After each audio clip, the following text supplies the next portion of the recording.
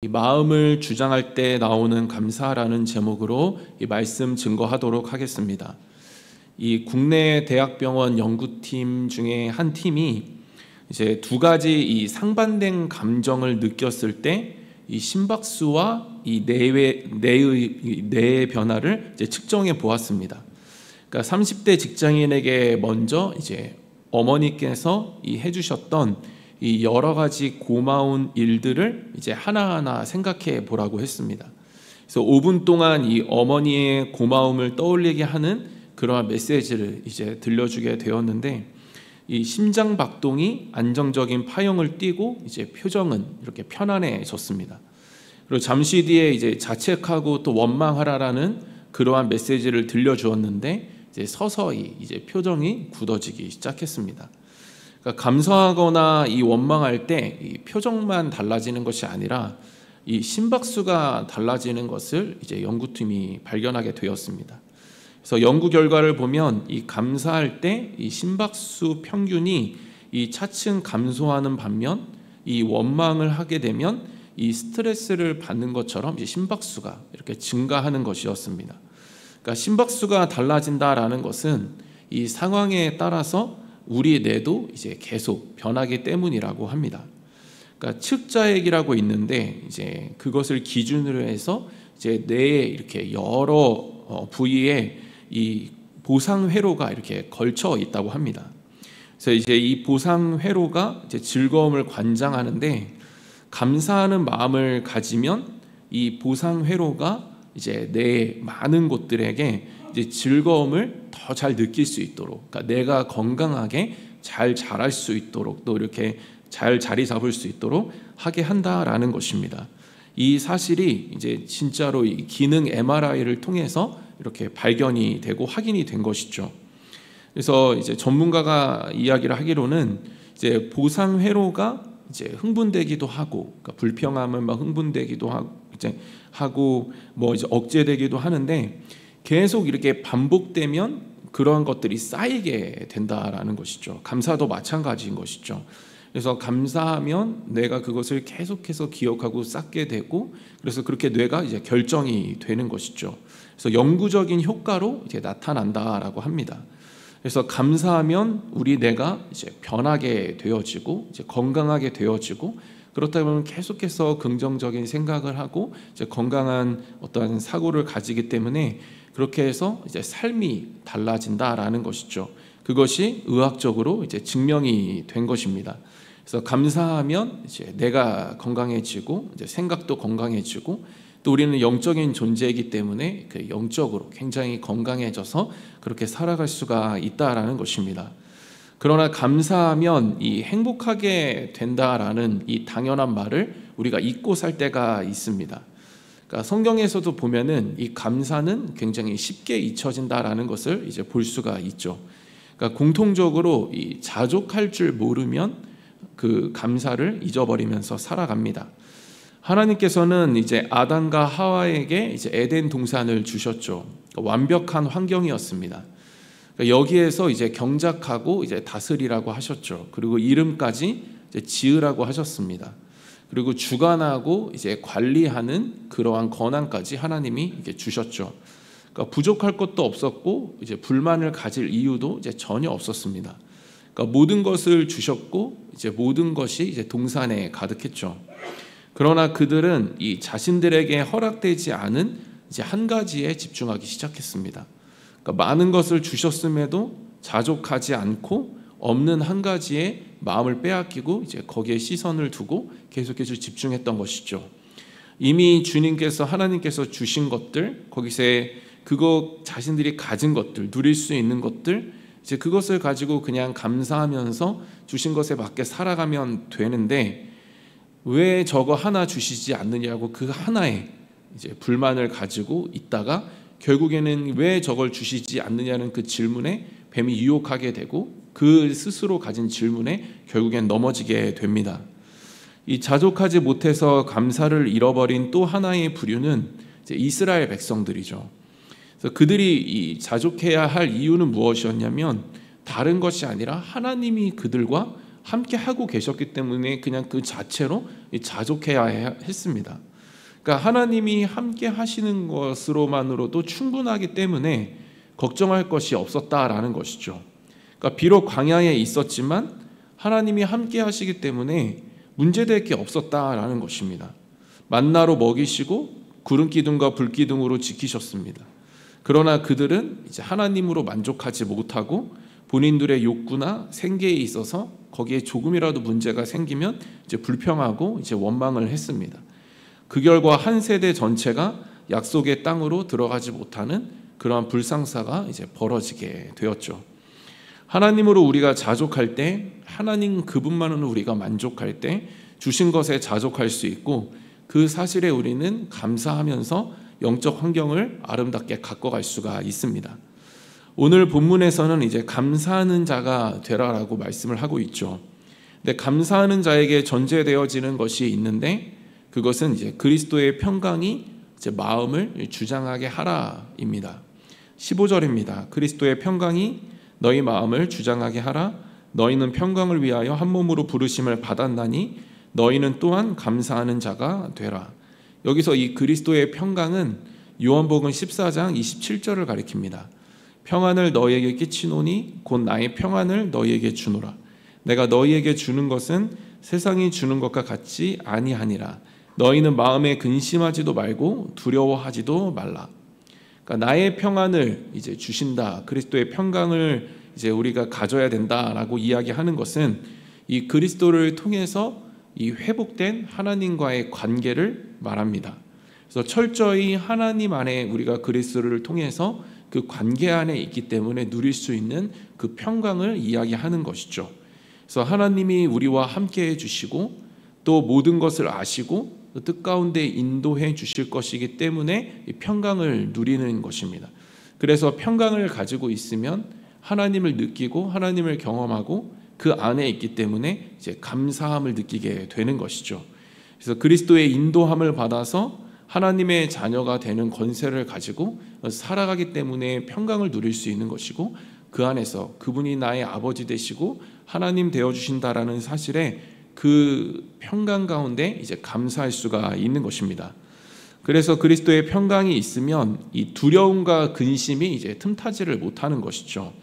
그러니까 평안은 이제 두려움과 이 반대입니다. 그래서 두려움은 이 영적인 시야를 계속해서 가리죠. 그리고 현실을 비관적으로 보게 하고 결국에는 이제 불평하게 만듭니다. 그래서 감사를 이제 잊어버리게 만들죠. 반면에 평안이 있으면 우리가 계속해서 영적 시야를 선명하게 할 수 있고 하나님을 바라볼 수 있고, 그래서 그 현실을 주관하시는 하나님 때문에 우리는 계속해서 감사하면서 살아갈 수가 있는 것입니다. 그런데 이러한 평강의 능력으로 이제 감사하는 자가 되려면 해야 할 일이 있다, 우리에게 해야 할 일이 있다라고 말씀합니다. 그것은 이제 평강이 마음을 이제 주장하게 해야 하는 것이죠. 그래서 그리스도의 평강이, 그 하나님과의 화목이 우리를 계속해서 주장할 수 있도록, 우리 안에 견고하게 자리 잡을 수 있도록 우리가 무언가를 해야 된다라는 것입니다. 그리스도의 평강이, 하나님과의 화목이 이제 내 안에 강력하게 딱 흔들리지 않고 딱 자리 잡게 내가 경건 생활을 해야 된다라는 것이죠. 그 중에 하나가 무엇이냐면 이 믿음의 선조들이 가장 많이 사용한 것, 그리스도의 평강, 하나님의 평강을 그 마음에 가장 잘 자리 잡게 했었던 방법 중에 하나가 바로 이제 선포하는 것입니다. 특히 다윗이 잘한 것은 무엇이냐면 이제 선포하는 것이었죠. 그래서 다윗이 사울에게 쫓길 때 정말 이유가 없습니다. 다윗 입장에 굉장히 이제 불만을 터뜨리고 불평할 수밖에 없는 그러한 상황입니다. 그런데 그가 마음에 하나님과의 화목, 하나님과의 관계, 그런 것들이 막 흔들릴 것 같으니까, 거기서부터 오는 평강이 막 흔들릴 것 같으니까 하는 일이 무엇이냐면 이제 자기 마음이 이제 하나님으로 온전히 확정되었다라고 하면서 이제 선포를 하기 시작합니다. 그래서 시편 57편 7절에 하나님이여 내 마음이 확정되었고 내 마음이 확정되었사오니 내가 노래하고 내가 찬송하리이다. 내가 노래하고 내가 찬송할 수 없는 상황이지만, 나에겐 그런 마음이 없지만, 지금 감사 제목도 점점 사라지고 있지만, 그 평강이 점점 떠나고 있고 흔들리고 있지만, 다시 한번 자기에게 선포하는 것입니다. 선포로 자기의 믿음을 다시 확정하는 것이죠. 그런데 이때가 언제인가 하면은 그 장제목에 보니까 다윗의 믹담시, 인도자를 따라 알다셋에 맞춘 노래, 다윗이 사울을 피하여 이 굴에 있던 때, 이렇게 되어져 있습니다. 도무지 이해가 되지 않는 상황 속에서 막 두려움이 틈타서 영적인 시야를 가리고 하나님의 그 평강을 막 깨트리려고 할 때 어떻게 되면 선포를 통해서 다시 하나님의 평강이 나의 마음을 주장할 수 있도록 그렇게 다윗이 선포하고 있는 것입니다. 그리스도의 평강이 능력으로 자리 잡게 하기 위해서 우리가 계속해서 믿음의 선포가 중요하다라는 것이죠. 그래서 믿음의 선포를 할 때 그 믿음의 선포가 남이 듣기보다 내가 먼저 그것을 들음으로 내 안에 그것이 믿음이 되고 내 안에 흔들리는 것들을 다시 잡아주고 재정비하게 해준다라는 것입니다. 그리고 그리스도의 평강이 이 능력으로 자리 잡게 하기 위해서, 그래서 또 감사하기 위해서 또 하나 해야 될 일이 있는데, 그것은 이 교회 안에서 서로에게 이 평강을 경험시켜 주는 것입니다. 그래서 깨닫게 해주는 그런 교제가 있어야 한다라는 것이죠. 15절에 평강을 위하여 이 한 몸으로 이 부르심을 받았나니, 이렇게 되어 있습니다. 그러니까 우리가 그리스도의 평강을 나도 경험하고 상대도 경험할 수 있도록 우리가 그 일을 위해서 이 교회로, 공동체로 이 부르심을 받았다라는 것이죠. 그런데 그렇다고 한다면 우리가 한 몸으로 부르심을 받아서 이제 무엇을 해야 되는가 했을 때, 그리스도의 평강을 경험시켜주고 이제 깨닫게 해주고 이제 회복시켜 주어야 하는데, 그러면 구체적으로 어떻게 해야 되는가? 그것을 이제 12절에서 14절에서 기록을 하고 있습니다. 12절에서 14절 같이 한번 좀 읽도록 하겠습니다. 읽겠습니다. 그러므로 너희는 하나님이 택하사 거룩하고 사랑받는 자처럼 긍휼과 자비와 겸손과 온유와 오래 참음을 옷 입고, 누가 누구에게 불만이 있거든 서로 용납하여 피차 용서하되 주께서 너희를 용서하신 것 같이 너희도 그리하고 이 모든 것 위에 사랑을 더하라. 이는 온전하게 매는 띠니라. 이 12절에 먼저 개인 각자가 이 하나님의 사랑을 받으라는 것이죠. 그러니까 사랑을 받아야 사랑할 수 있기 때문에 그렇습니다. 근데 그 사랑은 이제 그리스도의 사랑이기 때문에, 그 사랑을 받으면 내가 그리스도와 연합되어져 있기 때문에 그리스도의 사랑이, 그 성격이 이제 나를 통해 흘러가기 시작하는 것이죠. 그래서 12절에 긍휼과 자비와 겸손과 이 온유와 오래 참음을 옷 입고 이렇게 되어져 있는데, 이것은 이제 그리스도의 옷, 그러니까 그리스도의 사랑을 옷 입어야 된다. 왜냐하면 우리는 그리스도의 사랑을 받은 자로서 그리스도와 연합되어져 있기 때문에 이제 그 사랑을 하는 자가 되어야 된다라고 말씀하고 있는 것이죠. 그래서 주님이 우리를 그렇게 사랑하셨기 때문에 그 사랑이 있는 자라고 한다면 그분과의 연합 속에서 그렇게 사랑해야 된다라는 것을 말씀하고 있는 것입니다. 그래서 더 구체적으로 13절에 주께서 너희를 용서하신 것 같이, 그러니까 용서하신 것 같이, 주님이 하신 것 같이 이제 우리도 해야 된다라는 것이죠. 불만이 있어도 서로 용납하고 피차 용서하는 그러한 교제 속에서 끊임없이 그리스도의 그 평강을 깨닫게 해주고 몸소 보여주고 또 서로 알게 해야 된다라는 것입니다. 이렇게 주님이 하신 사랑으로 서로를 사랑하면 이제 그 사랑을 받는 상대가 이제 주님의 사랑을 나로 인해서 이제 경험하게 되는 것이죠. 그리고 나도 주님의 사랑으로 사랑을 하면서 그 사랑, 그러니까 예수님이 나를 사랑해 준 사랑을 내가 해보면서 얼마나 힘든 것인지를 이제 알게 된다라는 것이죠. 그래서 하는 사람도 주님의 사랑을 깨닫고 받는 사람도 주님의 사랑을 이제 깨닫게 되는 것이죠.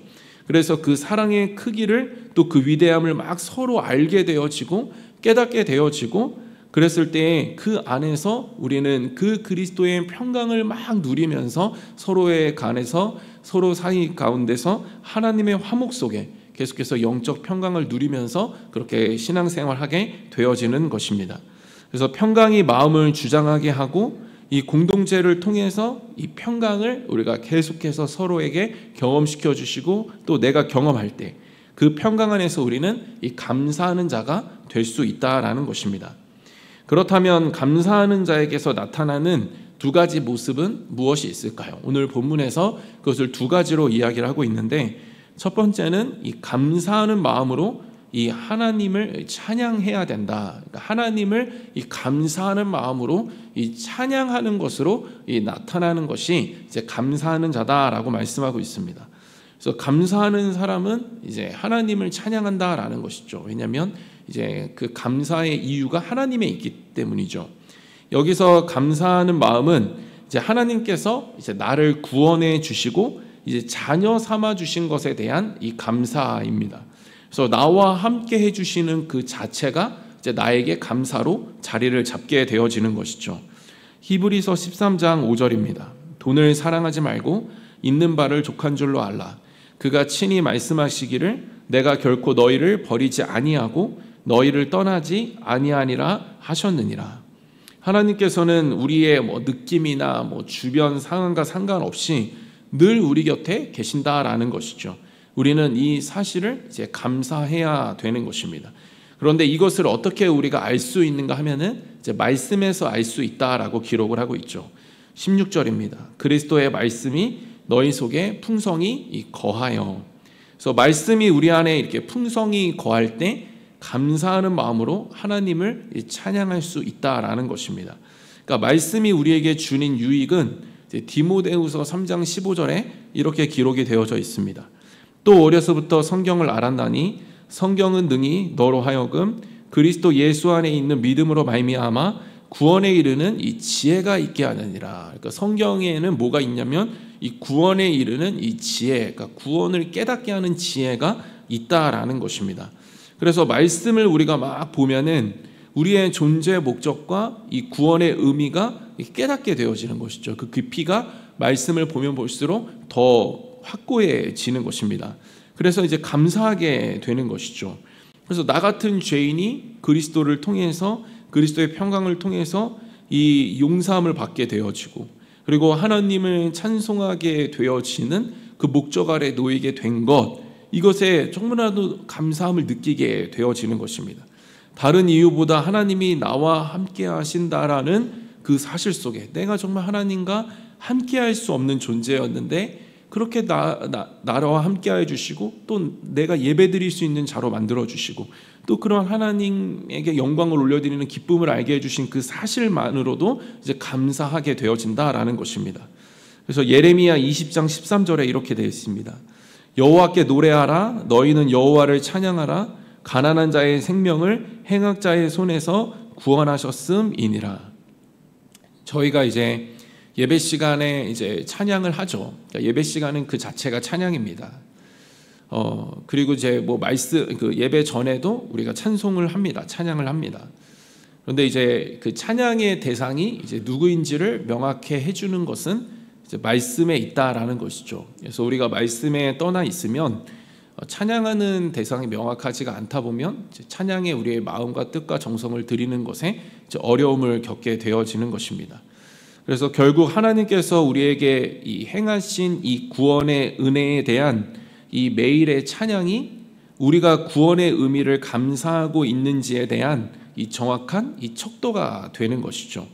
그래서 말씀 안에서 구원이 주는 의미를 우리가 날마다 깨달아야 하고, 그래서 내가 죄인이었고 하나님이 나와 함께하여 주시고, 그래서 우리는 그 사실 속에서 정말 하나님과 함께하면서 주시는 그 기쁘고 행복한 그 시간들이 너무나도 많기 때문에 하나님이 나를 만나 주시고 또 장차 저 천국으로 인도하실 것이 너무나도 감사하기 때문에 우리는 계속해서 말씀 안에 있을 때 거기서 구원의 의미를 깨닫고 감사하며 살아갈 수가 있는 것입니다. 저는 저와 여러분 모두가 정말 말씀 안에서 날마다 구원의 의미, 그 지혜를, 그 깊이를 날마다 깨닫는 저와 여러분 되시기를 소망하고, 그래서 그 하나님께서 나를 만나주시고 나와 함께 해주신 그 사실만으로도, 구원해 주신 그 사실만으로도 감사하며 살아가시는 저와 여러분 모두 되시기를 주님의 이름으로 축원드립니다. 두 번째는 예수님을 힘입어 하나님 아버지께 감사하며 살아간다라는 것이죠. 그래서 예수님을 힘입어서 아버지께 감사하며 살아간다라는 것입니다. 이 17절에서 바울은 감사하는 대상을 이제 하나님 아버지다라고 하고 있습니다. 그러니까 예수님을 힘입어서 하나님께서 이 나의 아버지가 되시는 그 관계 속에 있음을 이제 감사하라는 것이죠. 그러니까 아버지는 이제 자녀의 요구와 이제 요청을 들어줍니다. 그리고 그 필요를 채워주죠. 그러나 모든 것을 다 들어주지는 않습니다.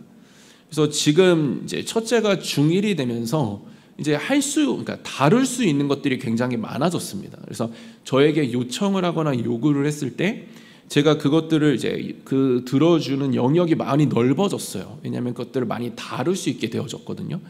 그런데 이제 3년 어린 이제 4학년 둘째는 이제 자기가 자신을 하지만 이제 그것을 다룰 수 있는 능력이 언니보다는 없어요.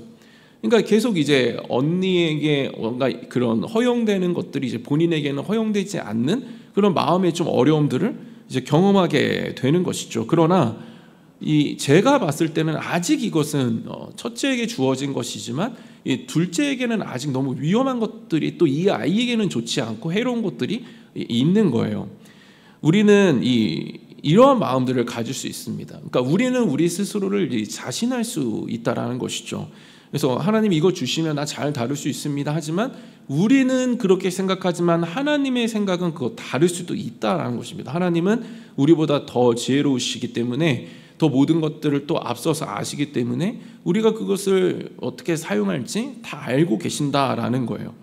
그래서 아버지께서는 가장 좋은 것으로 주신다라고 하는데 그것은 그러니까 내가 생각할 때 좋은 것이 아니라 아버지께서 생각할 때 좋은 것으로 주시는 것입니다. 그래서 마태복음 7장 11절에 너희가 악한 자라도 좋은 것으로 자식에게 줄 줄 알거든 하물며 하늘에 계신 너희 아버지께서 구하는 자에게 좋은 것으로 주시지 않겠느냐. 그러니까 이것은 우리에게 좋은 것이, 그러니까 내가 생각할 때 좋은 것이 아니라 아버지가 보실 때 좋은 것이죠. 그래서 정말 그 아버지께서 나에게 주신 것이 이제 가장 좋은 거라는 거예요. 그러니까 지금 우리에게 있는 것도 우리는 뭔가 왜 그것까지 주시면 정말 잘 살 수 있는데 잘 다룰 수 있는데 그렇지만 하나님 보실 때는 그냥 지금 주신 것이 가장 좋은 거예요. 그래서 우리는 이 사실 안에서 아버지가 가장 좋은 것을 아버지 뜻 안에서 주신다라는 사실을 우리가 알 때 우리가 자족할 수 있는 것이죠. 그리고 지금 주신 것에 우리는 만족하면서 어떻게 하면 주신 것을 잘 사용할 수 있을지 청지기적 정신을 가지고 그것들을 고민하고 이제 나아가는 것입니다. 그렇게 했을 때 우리가 감사할 수 있는 것이죠. 그래서 부족하고 또 주시면 더 잘할 수 있을 것 같지만 아버지가 보실 때 그것이 아니라고 한다면 우리는 빨리 그것을 승복하고 아버지께서 지금 나에게 주신 것 가장 좋은 것이고 또 앞으로도 가장 좋은 것 주실 것이기 때문에 그 아버지께서 나의 모든 것들을 다 알고 계시기 때문에 우리는 그냥 감사만 할 수가 있는 것입니다. 예수님이 가르쳐 주신 주기도문에 보면 하늘에 계신 우리 아버지여 라고 하죠.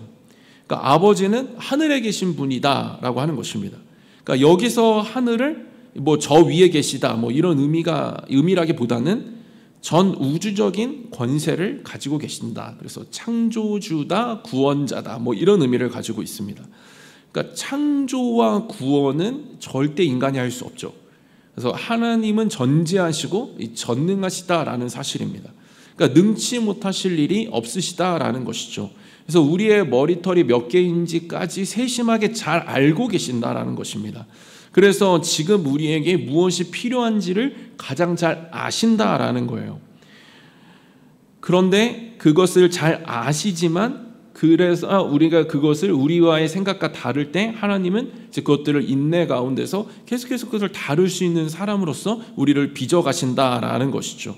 필요한 것을 아시지만 가장 좋은 곳으로 채워주시기 위해서 하나님은 계속해서 적절한 공급과 또 인내와 훈련을 통해서 우리에게 계속해서 좋은 것을 부어주신다라는 것입니다.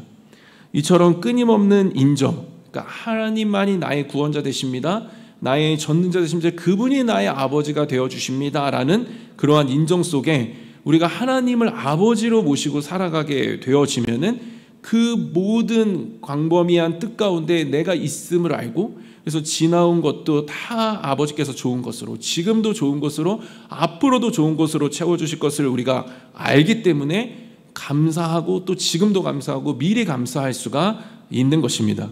모든 것을 주관하시는 하나님이 우리의 아버지가 되어주신다라고 한다면 지금 나에게 필요한 것을 알고 계시기 때문에 적절하게 채우실 것이고, 지금 또한 그 하나님의 적절하게 채우심이 우리의 삶에 넘치게 자리 잡고 있습니다.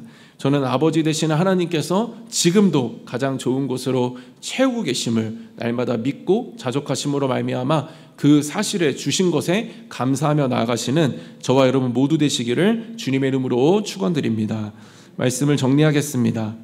예수님으로 인해 이 하나님과의 관계 안에 딱 거하면 우리는 이제 평강을 소유하게 됩니다. 그래서 그 관계 안에 딱 있을 때 우리는 그 평강으로 인해서 계속해서 영적인 시야를 뚜렷하게 하면서 하나님만을 바라볼 수가 있죠. 그리고 하나님이 나와 함께 해주신다라는 사실 속에서 우리는 감사하면서 살아갈 수가 있는 것입니다. 그리고 또 하나님이 나를 구원해 주셨고 나와 함께 해주시고 뿐만 아니라 그 하나님께서 나의 아버지가 되어주심으로 가장 좋은 것으로 채워주시고 계시다라는 사실에 우리는 감사할 수가 있는 것입니다. 이것을 명확하게 하려면 우리가 날마다 말씀 안에 서야 합니다. 말씀에서 그것을 보고 확인해야 되고 그 은혜에 우리는 감격해야 됩니다. 그래야 그 사실 속에서 평강 속에서 우리는 감사할 수가 있습니다. 뿐만 아니라 서로의 교제 속에서 한 몸으로 부르심을 받은 목적이 그리스도의 평강을 알게 하는 것인데, 그랬을 때 서로의 그 사랑 속에서 그리스도의 사랑을 알게 하고 그 평강 속에 하나님 안에 더 거하게 되어지고 그 속에서 이 교제와 이 사랑 속에서 하나님을 알게 하고 또 하나님 안에 거함으로 말미암아 그 입술에서 선포되어지는 감사를 넘치게 해야 되는 것입니다. 저는 저와 여러분 모두가 오직 하나님만으로 감사하시는, 그리고 아버지 되어 주심에 감사하시는, 또 그 일을 위해서 말씀과 교제에 그리스도의 사랑으로 힘쓰시는 저와 여러분 모두 되시기를 주님의 이름으로 축원드립니다.